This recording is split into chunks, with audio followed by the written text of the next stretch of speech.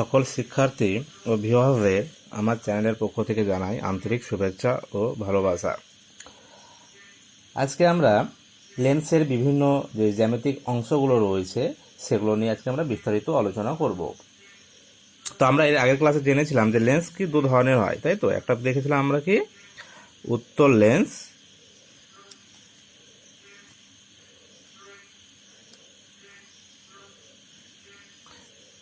এবং আরেকটি পেয়েছিলাম আমরা অবতল লেন্স।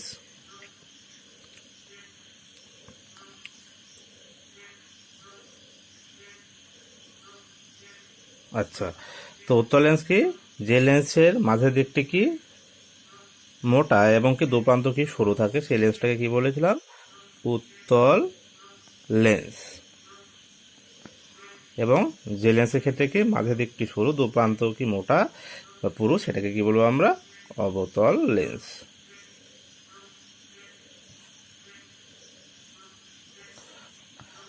তো এগুলো আমরা আলোচনা করেছিলাম। এছাড়াও এই উত্তল লেন্স আবার কি তিন ধরনের হয়ে থাকে, একইভাবে অবতল লেন্সও তিন ধরনের হয়ে থাকে। তো এই উত্তল লেন্সকে থেকে আমরা কি তিন ধরনের লেন্স পেয়ে থাকি। তো উত্তল লেন্সের ক্ষেত্রে দেখো যে এই যে লেন্সটা আছে, এই লেন্সটার কি এই তল এবং এই দিকের তল উভয় তল কি উভয় তলই হচ্ছে উত্তল, তাই তো? তো সেই কারণে এই ধরনের লেন্সকে বলা হয়ে থাকে উভয়তল লেন্স। উভয়তল লেন্স। আচ্ছা, একইভাবে ধরো উত্তল লেন্সের একটা দিক হচ্ছে উত্তল, কিন্তু আর একটা দিক হচ্ছে ধরো সমতল। তাহলে এই ধরনের লেন্সকে বলা হয়ে থাকে সমতলোত্তল, অর্থাৎ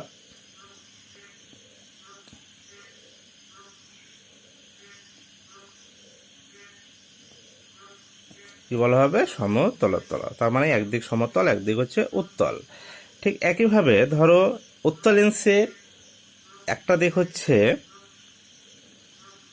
উত্তল, কিন্তু আর একটা দিক হচ্ছে ধরো অবতল।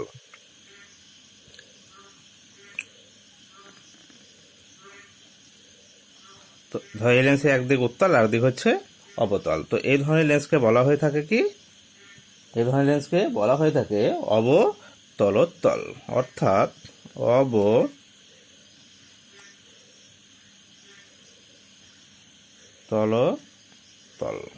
তার মানে কি একদিক অবতল আর একদিক হচ্ছে উত্তল। তো এই হচ্ছে তিন ধরনের উত্তল লেন্স। তো এগুলো আমাদের না জানলেও হবে, আমাদের মূলত কি উত্তল লেন্স সম্পর্কে জানলেই হবে। আচ্ছা, একইভাবে আমরা অবতল লেন্স সম্পর্কে এবং অবতল লেন্সের যে প্রকারভেদগুলো আছে সেগুলো একটু দেখে নিই। তো অবতল লেন্সের ক্ষেত্রে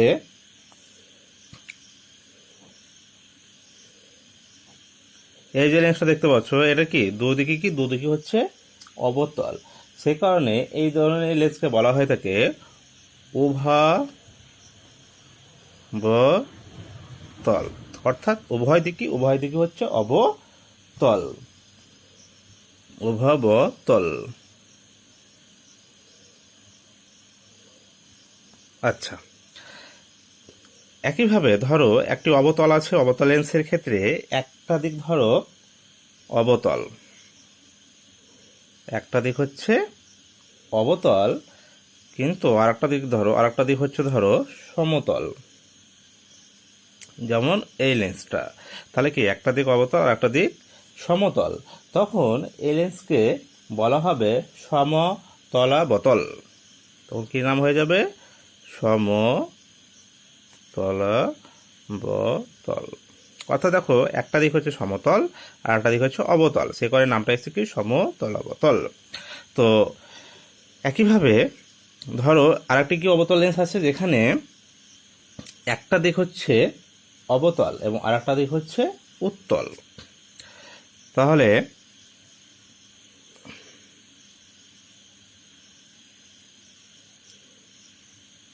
আচ্ছা, তো এই হচ্ছে মোটামুটি দেখালাম।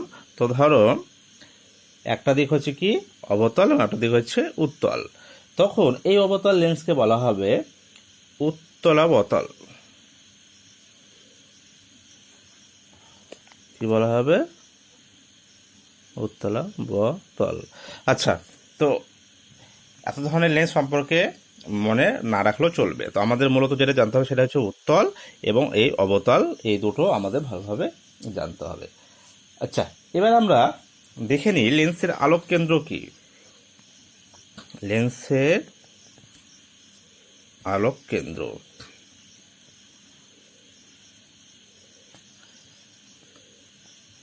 আচ্ছা লেন্সের আলোক কেন্দ্র কি করে পাবো? তো ধরো প্রথমে একটা লেন্স এঁকে দেখাচ্ছি, তাহলে বুঝতে পারবে আলোক কেন্দ্র বিষয়টি।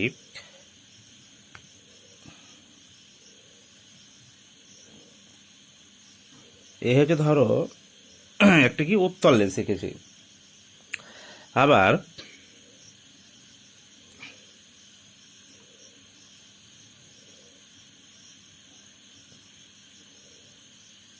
এই হচ্ছে ধরো একটি অবতল লেন্স। তো এক্ষেত্রে ধরো একটি রশ্মি এইভাবে, আচ্ছা তার আগে একটা প্রধান অক্ষ এঁকে নিই।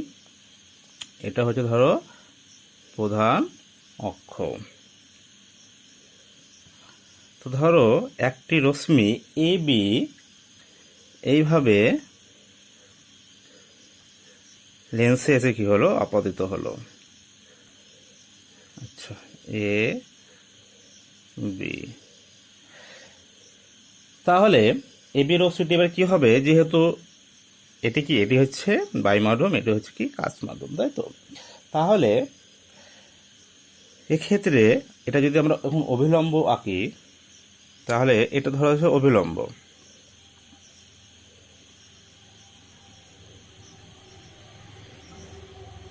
এটা যদি অভিলম্ব হয় তাহলে কি হবে, আলোক রশ্মি অভিলম্বের দিকে সরে আসবে প্রতিসরণের পর।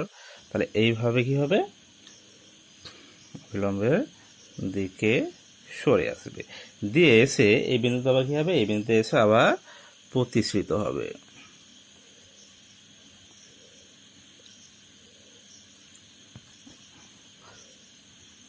C D. একইভাবে আমরা অবতল লেন্সের ক্ষেত্রেও এটা দেখতে পারি একইভাবে। তাহলে ধরো এইভাবে এ বি এসে কি হলো, আপতিত হলো।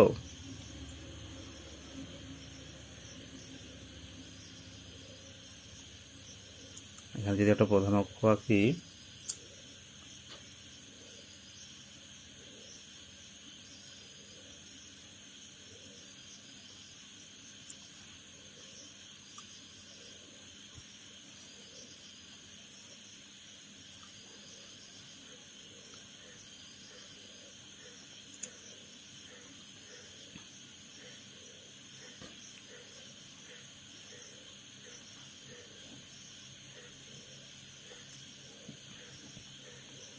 আচ্ছা এ বি।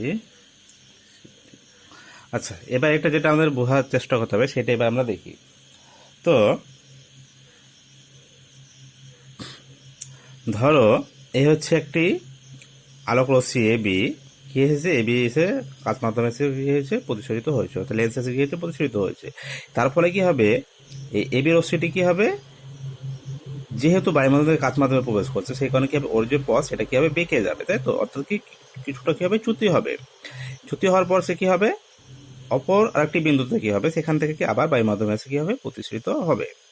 তো এক্ষেত্রে এই যে এ বি, বি সি এবং এই যে সিডি, এই লাইনগুলো দেখছি।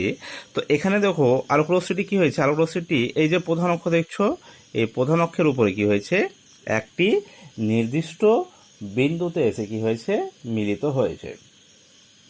তো এই যে ছেদ করেছে, তাই তো, বা কি বলবো, যে একটি রশ্মিটি কি হয়েছে, প্রধান অক্ষের উপর কি একটা নির্দিষ্ট বিন্দু এসে কি করেছে, ছেদ করেছে। তো এই ও বিন্দু বা ছেদ বিন্দুটাকে বলা হবে আলোক কেন্দ্র। কি বলা হয় ওকে, আলোক কেন্দ্র বলা হয়। তো এটাকে ও দ্বারা প্রকাশ করা হয়। তো এখন দেখো A B, BC O CD রশ্মি এরা কিন্তু একটি সরলরেখায় নেই। তার কারণ হচ্ছে এবি যখন এসে প্রবেশ করেছিল তখন কি হয়েছে, ওর যে পথ সেটা কি বেঁকে গিয়েছিল, তাই না? একইভাবে যখন আবার সে বায়ুমাধ্যমে এসে গেলো তখন কি পথটি আবার বেঁকে গেছে। সে করে কি, এবিসিডি, এবিবিসি এবং সিডি যে রেখাগুলো রয়েছে এরা কিন্তু একটি সরলরেখায় নেই। কিন্তু এখানে দেখো এই যে এ বি এবং এই যে সিডি অর্থাৎ আপতিত রশ্মি এবং যে বেরিয়ে যাচ্ছে প্রতিসিক্ত রশ্মি, এই রশ্মি দুটো কিন্তু দেখো এরা হচ্ছে কি পরস্পরের সমান্তরালভাবে কি হচ্ছে এগোচ্ছে। আমরা যদি এটাকে যদি কাল্পনিকভাবে এইভাবে টানি তাহলে কি দেখতে পাবো যে রশ্মি দুটো কি হচ্ছে পরস্পরের সমান্তরাল, অর্থাৎ এ বি সমান্তরাল সিডি। তো তাহলে কি হচ্ছে এইভাবে কি আমরা লেন্সের কি হচ্ছে আলোক কেন্দ্র আমরা দেখতে পাই। এবার ধরো এই লেন্সটির বেধ যদি কি হয় খুবই পাতলা হয়, বা এই যে লেন্সটা দেখছো সেটা যদি খুবই সরু হয় বা পাতলা হয়, তাহলে সরু বা পাতলা লেন্সের ক্ষেত্রে তখন কি হবে, এই যে চ্যুতিটা দেখতে পাচ্ছ অর্থাৎ এই যে পথটা বেঁকে যাচ্ছে এই চ্যুতির পরিমাণটা কি হবে খুবই কম হবে। তো আমরা যদি ধরে নিই যে কোনো একটা লেন্স ধরো, সেই লেন্সের বেধ হচ্ছে খুবই খুবই কম, তাহলে আমরা যদি ধরি যে কোনো একটা লেন্স আছে সেই লেন্সের বেধ যদি খুবই কম হয়, তো লেন্সটা যদি সরু পাতলা হয়, তাহলে সেক্ষেত্রে কোনো চ্যুতি অর্থাৎ এই যে লাইনচ্যুত হয়ে যাচ্ছে বা পথচ্যুত হয়ে যাচ্ছে সেটা কিন্তু হবে না। কার ক্ষেত্রে? পাতলা লেন্সের ক্ষেত্রে। তো এটা যদি আমি এবার পাতলা লেন্সে দেখাই তাহলে কি হবে, ধরো এই হচ্ছে পাতলায় সরু লেন্স। তো এক্ষেত্রে যখন আলোক রশ্মি আসবে এইভাবে কোথায় যে যাবে আলোক কেন্দ্র দিয়ে সোজা কি হবে বেরিয়ে যাবে। তাহলে এই যে লাইনটি দেখছো এই লাইনটি কিন্তু কি সোজা লাইন, এখানে কিন্তু কোনো বাঁকা লাইন বা কোনো পথ যে বেঁকে যাওয়া সেটা কিন্তু এখানে হয়নি। তার কারণ কি? তার কারণ হচ্ছে এই লেন্সের বেধটি কি খুবই কম, লেন্সটি পাতলা এবং সরু, সেই কারণে এখানে যে চ্যুতি সেটা একেবারে কম। তো এতটাই কম হয় যে সেটা কি মনে হয় বা যে রশ্মিটা আছে সেই রশ্মিটা কী হবে সোজা কী হবে প্রধান অক্ষে একটা নির্দিষ্ট বিন্দুতে কী হবে ছেদ করে বেরিয়ে যাবে। তো এই যে বিন্দুতে ছেদ করছে সেটাকেই বলা হয়ে থাকে কি আলোক কেন্দ্র।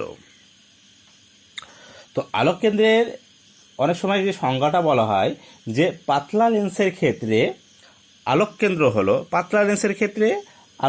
হলো প্রধান অক্ষের উপর অবস্থিত এমন একটি বিন্দু যে বিন্দুর মধ্যে দিয়ে আলোক রশ্মি গেলে তার কোনো রকম চ্যুতি হয় না। তার মানে কি বলছে যে ধরো কোনো একটা লেন্স পাতলা লেন্স একেবারে তার বেধ খুবই কম, এমন লেন্সের ক্ষেত্রে যে প্রধান অক্ষের উপর যে বিন্দু দিয়ে আলোক রশ্মি গেলে আলোক রশ্মির কোনো রকম চ্যুতি হয় না। তো প্রধান অক্ষের উপর অবস্থিত ওই বিন্দুকে কি বলা হয়েছে পাতলা লেন্সের আলোক কেন্দ্র। আচ্ছা, তো এই অধ্যায়ে আমরা লেন্স সম্পর্কে যে বিভিন্ন যে ঘটনাগুলো জানবো, সেই লেন্সের ক্ষেত্রে আমরা লেন্সটাকে ধরে নেব যে লেন্সটা হচ্ছে পাতলা সরু লেন্স, অর্থাৎ সেক্ষেত্রে কি এইরকম কী হবে প্রতিসরণের ক্ষেত্রে আমরা কি কখনো চ্যুতি পাবো না। আচ্ছা, এবার আমরা একটু দেখে নিই লেন্সের অভিসারী এবং অপসারী ক্রিয়া। সেটা কি লেন্সের ক্ষেত্রে অভিসারী এবং অপসারী ক্রিয়া। লেন্সের অভিসারী এবং অপসারী ক্রিয়া। আচ্ছা, তো লেন্সের ক্ষেত্রে অভিসারী এবং অপসারী ক্রিয়া কি সেটা আবার জানব। তো ধরো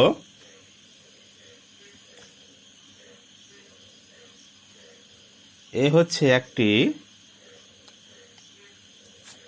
উত্তল লেন্স, বা এ হচ্ছে কি একটু অবতল লেন্স।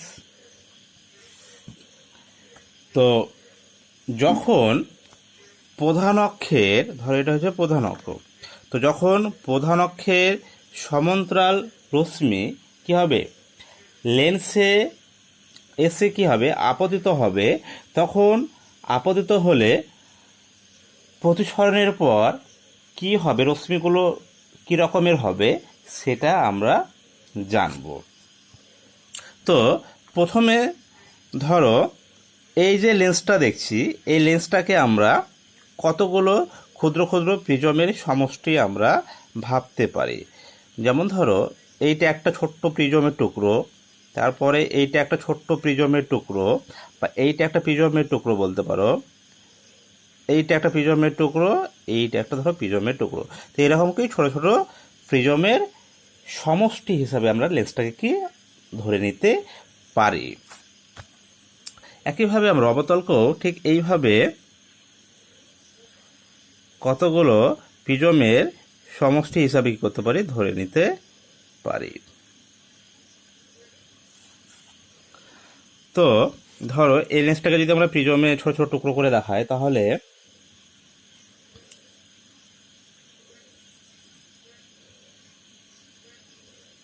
এটা ধরো সেই টুকরোটা,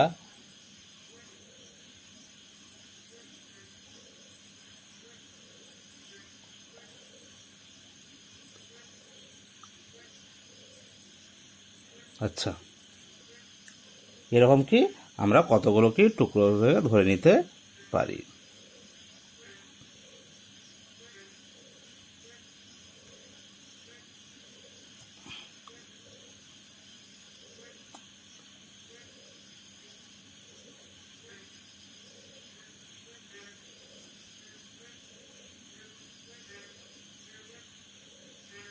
আচ্ছা মোটামুটি আঁকছি।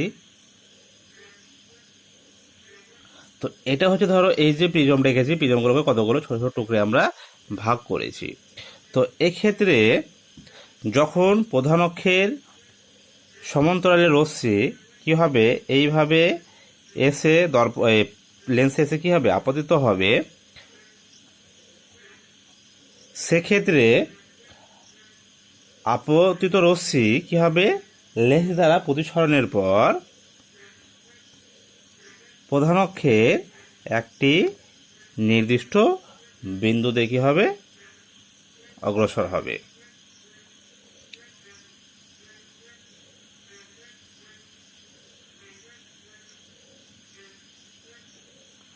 তো এক্ষেত্রে ধরো এটা ধরো এই যে অবতল, এটা ধরো সেই উত্তল লেন্সটা, যে উত্তল লেন্সটাকে আমরা বিভিন্ন কতগুলো কি করেছি, প্রিজমের সমষ্টি হিসাবে ধরে নিয়েছি। তো এক্ষেত্রে যখন রশ্মিগুলো কি হচ্ছে এইভাবে প্রিজমের উপরে এসে পড়ছে, এক একটি প্রিজমের উপরে, এই প্রিজমের যে ভূমি, সেই ভূমিটা কি, যে প্রধান অক্ষ আছে সেই দিকে ভূমিগুলো আছে। তাহলে এই ক্ষেত্রে প্রধান অক্ষের সমান্তরাল রশ্মিগুলো যখন কি হবে, এইভাবে প্রিজমে এসে কি হবে, আপতিত হবে, তখন এটা কি প্রতিসরণের পর কোন দিকে এগোবে, প্রধান অক্ষ যে দিকে আছে সেই দিকে এগোবে। সে কারণে দেখো প্রত্যেকটা রশ্মি কি প্রধান অক্ষের দিকে এগিয়েছে এবং কি একটা নির্দিষ্ট বিন্দুতে সে কি হয়েছে, মিলিত হয়েছে। অর্থাৎ যে সমান্তরাল রশ্মিগুচ্ছ হয়েছিল সেগুলো কি উত্তল লেন্স দ্বারা প্রতিসরণের পর সেগুলো কি অভিসারী রশ্মিগুচ্ছে পরিণত হয়েছে। আমরা তো অভিসারী অপসারী পড়ে এসেছি। তো যখন কি হয়, রশ্মিগুলো একটা নির্দিষ্ট বিন্দুতে মিলিত হয়, তখন সেটাকে কি বলা হয়, অভিসারী রশ্মিগুচ্ছ। সেই কারণে কি এখানে সমান্তরাল রশ্মিগুচ্ছগুলো কিসে পরিণত হয়েছে, উত্তল লেন্সের দ্বারা অভিসারী রশ্মিগুচ্ছে পরিণত হয়েছে। সেই কারণে উত্তল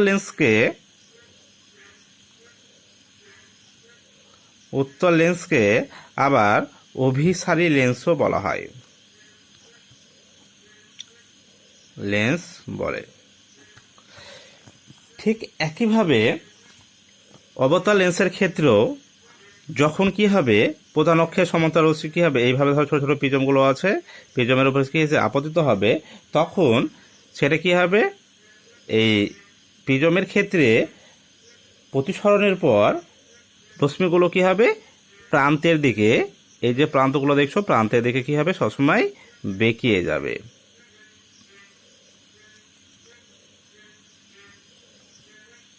তো এইভাবে কি হবে, প্রান্তের দিকে বেঁকিয়ে যাবে। তো অবতল লেন্সের ক্ষেত্রে সমান্তরাল রশ্মিগুচ্ছ কি হয়, প্রান্তের দিকে বেঁকিয়ে যায়। তো অবতল লেন্সের ক্ষেত্রে প্রান্তের দিকে বেঁকে যাওয়ার কারণ হচ্ছে, এটাকে যদি ছোট ছোট কতগুলো প্রিজমের সমষ্টি ভাবি, তাহলে এই যে প্রিজমগুলো দেখছো এর যে ভূমি, সে ভূমিটা হচ্ছে প্রান্ত দিক দেখছো, সেই প্রান্তের দিকটা হচ্ছে এর ভূমি। সেই কারণে এই ক্ষেত্রে সমান্তরাল রশ্মিগুচ্ছ কি হচ্ছে, প্রতিসরণের পর কি হচ্ছে, ওই প্রান্তের দিকে কি হচ্ছে, সরে যাচ্ছে। তো সেই কারণে এখানে এবার এই যে রশ্মিগুলো কি হচ্ছে এইভাবে বেরিয়ে যাচ্ছে, এগুলোকে যদি আমরা পিছন দিকে বর্ধিত করি তাহলে কি দেখতে পাবো? ঠিক যেন মনে হচ্ছে যে একটি বিন্দু থেকে কি হচ্ছে রশ্মিগুলো অপসৃত হচ্ছে বলে মনে হয়। তো এ হচ্ছে প্রিজমের ক্ষেত্রে বা লেন্সের ক্ষেত্রে কি অভিসারী এবং অপসারী ক্রিয়া। তাহলে কি পেলাম যে উত্তর লেন্সের ক্ষেত্রে কি, উত্তর লেন্সের ক্ষেত্রে দেখা যাচ্ছে যে সমান্তর রশ্মিগুলো কি হচ্ছে একটি নির্দিষ্ট বিন্দুর সাথে মিলিত হচ্ছে।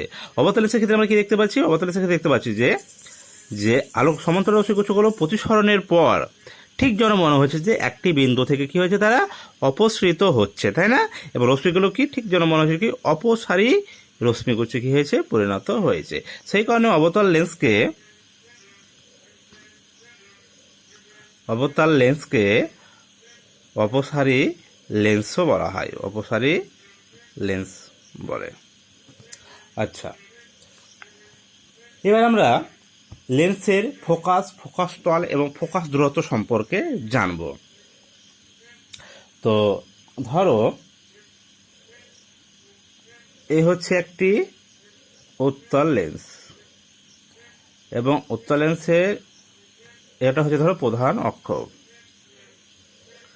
তো ধরো এই প্রধান অক্ষের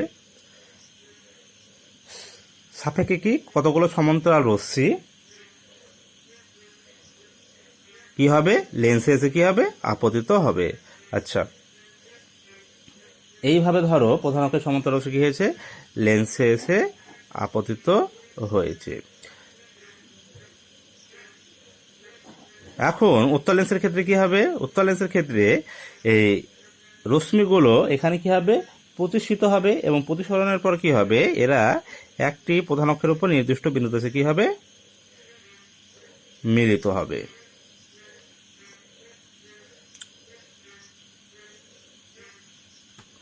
কি হবে প্রধান অক্ষের উপর কি হবে একটি নির্দিষ্ট বিন্দুতে এসে কি হবে মিলিত হবে। তাহলে এক্ষেত্রে যে প্রধান অক্ষের উপর যে বিন্দু কি হচ্ছে রশ্মিগুলো এসে মিলিত হচ্ছে সেই বিন্দুটিকে বলা হয়ে থাকে কি ফোকাস। তো এই ফোকাসকে বলা হয়ে থাকে কি মুখ্য ফোকাস। কি বলা হয়ে থাকে মুখ্য ফোকাস। একইভাবে অবতল লেন্সের ক্ষেত্রেও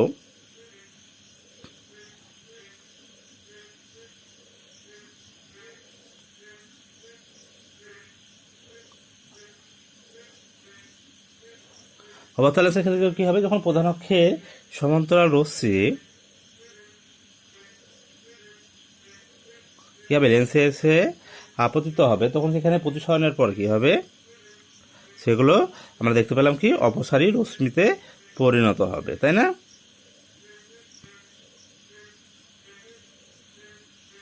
এরকম।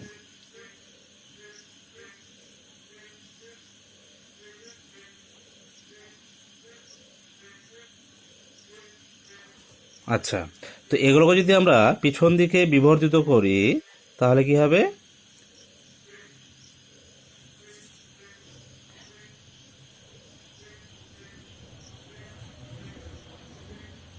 তো এই যে বিন্দু দেখছো প্রধান অক্ষের উপর এই যে বিন্দু দেখছো মনে হচ্ছে এই বিন্দু থেকে রশ্মিগুলো কি হচ্ছে অপসৃত হচ্ছে। তো এই ক্ষেত্রে তাহলে উত্তল লেন্সের ক্ষেত্রে প্রধান অক্ষের যে বিন্দুতে এসে কি হয়েছে রশ্মিগুলো এসে মিলিত হচ্ছে। তো অবতল লেন্সের ক্ষেত্রে প্রধান অক্ষের যে বিন্দু থেকে রশ্মিগুলো অপসৃত হচ্ছে বলে মনে হচ্ছে সেই বিন্দুকে বলা হয়ে থাকে কি মুখ্য ফোকাস। কি বলা হয়ে থাকে মুখ্য ফোকাস। এবং এখানে যদি আমি একটা তল কল্পনা করি অর্থাৎ একটা যদি তল বা প্লেন যদি কল্পনা করি তাহলে এই যে তল দেখতে পাচ্ছি এই তলকে বলা হয়ে থাকবে কি ফোকাস তল। কি বলা হয়ে থাকে ফোকাস তল। তাহলে এখানে যদি ধরো একটা পিকিউ তল কল্পনা করি পি কিউ তাহলে এই পিকিউ তল হচ্ছে কি পিকিউ তল হচ্ছে একটা ফোকাস তল। তো এবার এই যে লেন্সের ফোকাস তো লেন্সের মুখ্য ফোকাস কি দুটো হয় একটি হয় না কটি হয় দুটো হয়। তার কারণ হচ্ছে দেখো যেহেতু এই যে তলটি দেখছো তলটি কি কোনো একটা গোলকের অংশ আবার এই যে তলটি দেখছো সেই তলটিও কি কোনো একটা গোলকের অংশ। তো সেই কারণে লেন্সের ক্ষেত্রে আমরা মুখ্য ফোকাস দুটি পাই। তো এই ক্ষেত্রে এই যে ফোকাসটা পেলাম যেখানে এসে কি হয়েছে প্রধান অক্ষের উপর একটি বিন্দুতে এসে কি হয়েছে রশ্মিগুলো মিলিত হচ্ছে, তাই তো? তো এই ফোকাসকে বলা হয়ে থাকে কি, এটাকে বলা হয়ে থাকে দ্বিতীয় মুখ্য ফোকাস। কি বলা হয়ে থাকে এটাকে? দ্বিতীয় মুখ্য ফোকাস, যেটাকে F2 দ্বারা কি করা হয়? চিহ্নিত করা হয়। F2 দ্বারা কি করা হয়? চিহ্নিত করা হয়। তো এটা যদি দ্বিতীয় মুখ্য ফোকাস হয়ে থাকে তাহলে প্রধান মুখ্য ফোকাস কোনটি, সেইটা এবার আমরা দেখব। তো প্রধান মুখ্য ফোকাস হচ্ছে, ধরো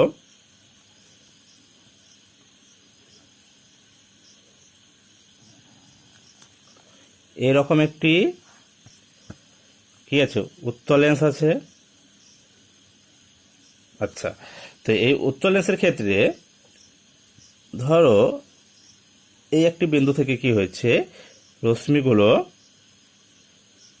অপসারী রশ্মি, তো অর্থাৎ এখান থেকে রশ্মিটাকে চারদিকে লেন্সের উপরে এসে পড়ছে। তখন কি হবে, এই রশ্মিগুলো কি হবে, প্রধান অক্ষে কি হবে, সমান্তরাল রশ্মিতে, প্রধান অক্ষের সঙ্গে সমান্তরালভাবে রশ্মিতে পরিণত হবে। তাহলে দেখো কি, প্রধান অক্ষে সমান্তরাল হয়ে গেছে প্রতিসরণের পর। তো এই যে বিন্দুটি পাচ্ছি, যে বিন্দু থেকে কি হয়েছে, রশ্মিগুলো নির্গত হয়ে প্রধান অক্ষের সমান্তরাল হয়ে যাচ্ছে, এই বিন্দুটিকে বলা হয়ে থাকে কি, বা প্রধান অক্ষের উপর ওই নির্দিষ্ট বিন্দুকে বলা হয়ে থাকে কি, এটাকে বলা হয়ে থাকে মুখ্য ফোকাস। এবং এই মুখ্য ফোকাসকে বলা হয়ে থাকে কি, প্রথম মুখ্য ফোকাস। কি বলা হয়ে থাকে এটাকে? প্রথম মুখ্য ফোকাস, যাকে F1 দ্বারা কি করা হয়? চিহ্নিত করা হয়। ঠিক একইভাবে আমরা অবতল লেন্সের ক্ষেত্রেও দেখতে পারি। যেমন ধরো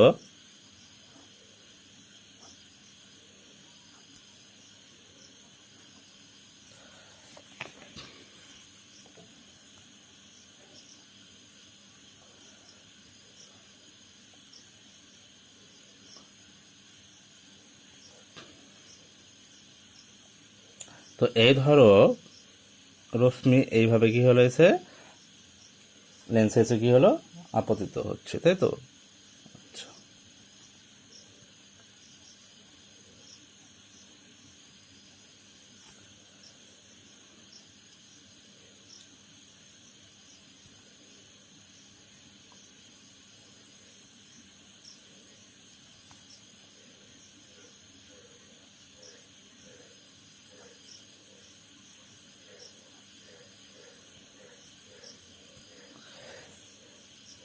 ঠিক এদেরকে যদি আমরা পিছন দিকে বর্ধিত করি তাহলে কি হবে, ঠিক যেমন মনে হচ্ছে যে প্রধান অক্ষের এই যে বিন্দুটি দেখছো, এই বিন্দু থেকে কি হচ্ছে, অপসৃত হচ্ছে বলে মনে হয়। তাহলে এই যে বিন্দুটি পাওয়া যাচ্ছে প্রধান অক্ষের উপর, এইটিকে বলা হয় দেখো অবতল লেন্সের ক্ষেত্রে প্রথম মুখ্য ফোকাস। আচ্ছা, যেটাকে কি করা হয়, F1 দ্বারা কি করা হয়, চিহ্নিত করা হয়। তো এই হচ্ছে উত্তল এবং অবতল লেন্সের ক্ষেত্রে কি আমরা কি পেলাম, প্রথম মুখ্য ফোকাস এবং দ্বিতীয় মুখ্য ফোকাস। এবার আমরা দেখব পাতলা লেন্সের ক্ষেত্রে রশ্মির অনুসরণ পদ্ধতি। পাতলা লেন্সের ক্ষেত্রে রশ্মির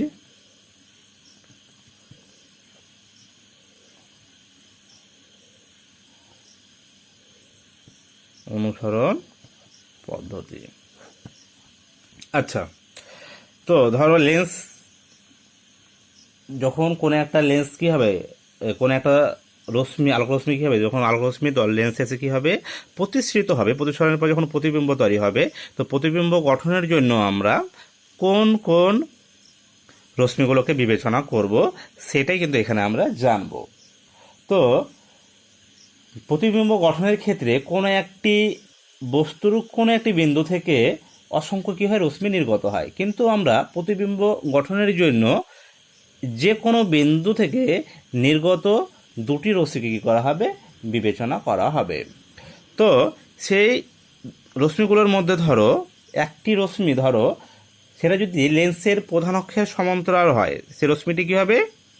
রশ্মিটি যদি লেন্সের প্রধান অক্ষের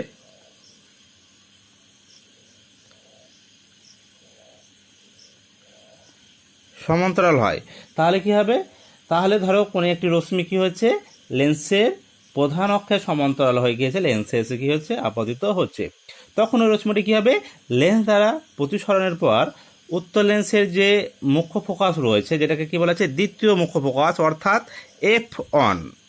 আচ্ছা, দ্বিতীয় মুখ্য ফোকাস যেটাকে কি F2। তো দ্বিতীয় মুখ্য ফোকাস যে F2 আমরা দেখলাম, এই যে F2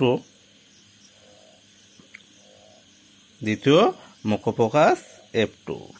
তো কী হবে? এই মুখ্য ফোকাস দিয়ে কী হবে? আলোকরশ্মি কী হবে? নির্গত হবে। আচ্ছা, এরপরে দেখে নি,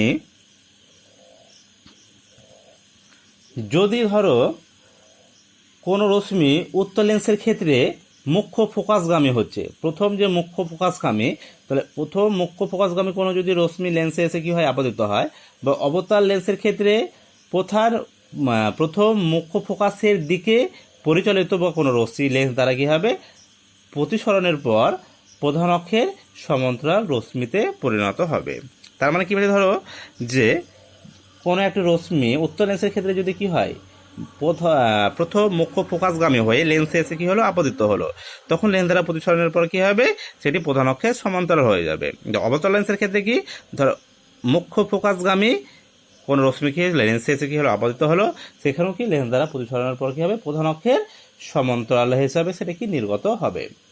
আচ্ছা, এরপরে আমরা তৃতীয়টা কি আছে, তৃতীয় রশ্মি ধরো যে উত্তর লেন্স এবং অবতল লেন্স উভয় ক্ষেত্রে যদি ধরো কোনো একটা রশ্মি কিছু আলোক কেন্দ্রের মধ্যে দিয়ে সরাসরি কি হয়, আলোক কেন্দ্রের মধ্যে দিয়ে রশ্মিটি যায়, তাহলে কী হবে, সে রশ্মিটি সোজা লেন্সের মধ্যে দিয়ে কী হবে, চলে যাবে। তার কারণ আমরা আলোক কেন্দ্রে যখন সংজ্ঞা পড়েছিলাম সেখানেও দেখেছিলাম যে কি, যে লেন্সের ক্ষেত্রে কোনো রশ্মি যখন কি হয়েছিল, আলোক কেন্দ্রের মধ্যে দিয়ে যাচ্ছিল, সেই রশ্মিটি কি সোজা, কোনো বিচ্যুত না হয় কি সোজা বেরিয়ে গিয়েছিল। তো এই রশ্মিগুলোকে আমরা লেন্সে যখন প্রতিবিম্ব গঠন হবে, সেই প্রতিবিম্ব গঠনের ক্ষেত্রে রশ্মিগুলোকে আমরা বিবেচনা করে তার ভিত্তিতে কী হবে, প্রতিবিম্ব গঠিত হবে। তো এর পরের ক্লাসে লেন্স দ্বারা কি কি প্রতিবিম্ব গঠন হয়, প্রতিবিম্বগুলো কীভাবে হয়, কোন কোন রশ্মি দ্বারা প্রতিবিম্ব গঠিত হয়, সেগুলো নিয়ে আমরা বিস্তারিত আলোচনা করব। আজকে এই পর্যন্তই, ধন্যবাদ।